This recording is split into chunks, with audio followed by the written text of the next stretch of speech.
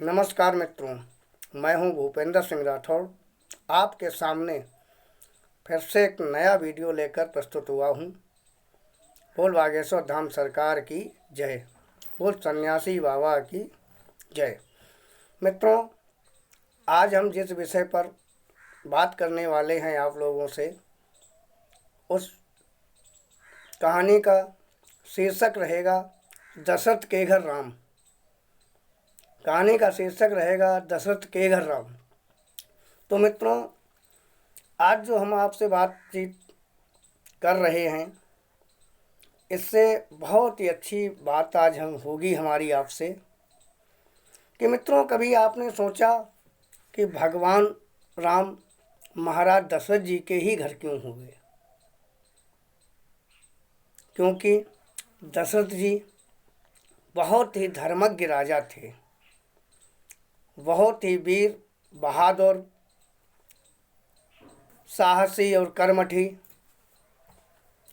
मतलब गुणों की खान थे महाराज दशरथ जी।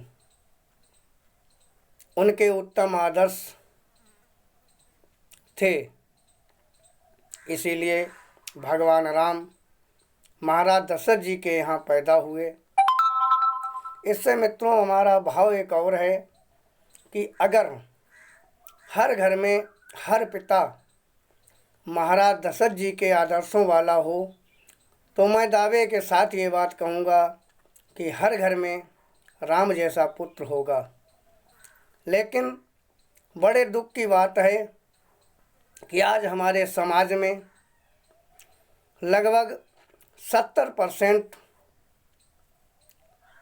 परिवार के मुखिया, जिन्हें गार्जियंस कहते हैं, वही कहीं न कहीं किसी न किसी दिशा में सही नहीं होते हैं, जिसके कारण उनकी आने वाली पीढ़ी भी बिगड़ जाती है।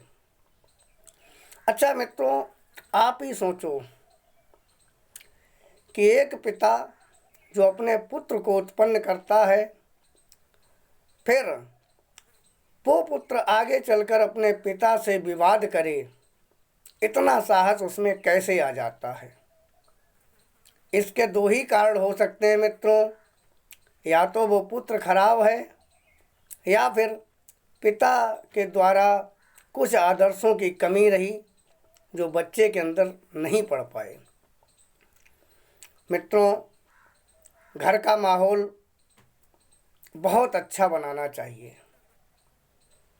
क्योंकि पिता द्वारा जो माहौल घर में बनाया जाता है, उस माहौल का 100% असर उसके आने वाले बच्चों पर भी पड़ता है।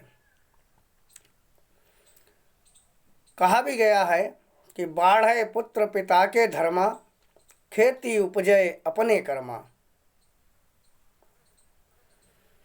आपने देखा होगा, सुना भी होगा कि रावण के घर पर मेघनाथ पैदा हुआ था।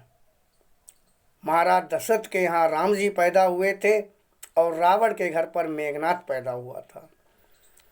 मित्रों, यहाँ पर बात हो रही है माता पिता के आदर्श पर कि अगर माता पिता अच्छे हैं, व्यवहार कुशल हैं, तो निश्चित है कि उनकी आने वाली पीढ़ी भी अच्छी होगी।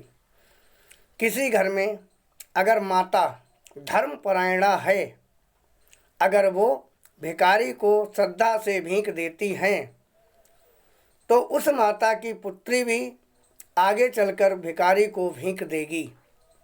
अगर उस पुत्री के सामने उसकी माता ने भिखारी के लिए 2 बातें गलत बोलीं, तो आगे आने वाले समय में उसकी पुत्री भिखारी को 4 बातें गलत बोलेगी। तो ये होती है बात घर में स्थापित किए हुए आदर्शों की। अंगद जी ने भी रावण से कहा था, जब रावण ने पूछा था कि तुम कहाँ से आए हो और किसके दूत हो, तो रावण से अंगद ने बोला था कि मैं उसका भेजा आया हूँ जो स्वामी भूमंडल का है। उसके बाद जब रावण और अंगद की बातचीत हुई, तब अंगद जी ने एक बहुत ही सुंदर बात कही थी रावण से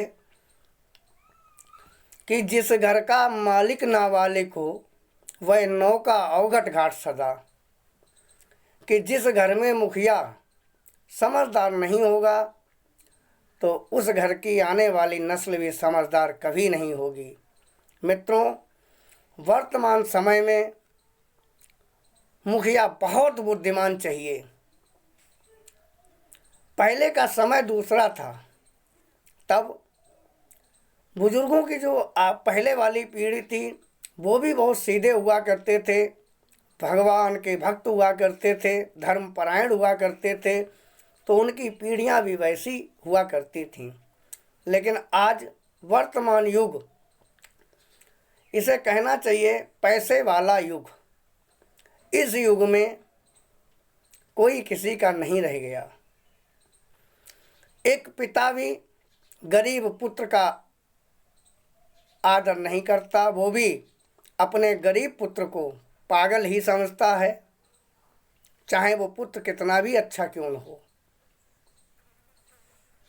मित्रों, आज अगर किसी पिता के 2 पुत्र हैं और एक पुत्र अगर बाहर नौकरी करता है, चाहे बेशक वो अपने पिताजी को 1 रुपया ना देता हो, उसकी बहू उसे 1 गिलास पानी ना देती हो, और घर पे रहता हो जो पुत्र उनका, वो डेली उनके चरण दबाता हो, लेकिन मित्रों जब बात आएगी नाते रिश्तेदारी में तो पिता उसी की तारीफ करेगा जो बाहर नौकरी करता होगा, कहेगा वो तो मेरा बेटा सही है। लेकिन जो रोज़ चरण दबाता है और कमाता नहीं है तो उसके लिए यही कहा जाएगा कि वो बेकार है, वो कुछ नहीं सोचता है, पागल है वो। तो मित्रों, आजकल हमने ये देखा है वर्तमान युग में कि अधिकांश घरों में मैंने देखा है कि आज पिता ही, माताएं ही अपने बच्चों में दुभातियाँ करते हैं। बड़ी दुखद बात है मित्रों ये। उस बुद्धिमान मुखिया को ये मालूम ही नहीं है कि ये जो तुम्हारे पुत्र हैं ये आपके बुढ़ापे की लाठी हैं, आपकी वृद्धावस्था की यही लाठियां हैं, यही मजबूतियां हैं आपकी, और आप इन्हीं के साथ दुहांती और अनीतियां करके क्या करोगे। स्वयं ही अपना जीवन नरकी बनाते हैं अधिकांश ऐसे माता पिता हैं। तो मित्रों, मैं यही कहूँगा और कहना भी चाहूँगा कि हर समझदार पिता को महाराज दशरथ की तरह आदर्श रखने चाहिए और अपने पुत्रों में राम, लक्ष्मण, भरत जी, शत्रुघ्न जैसे आदर्श स्थापित करने चाहिए।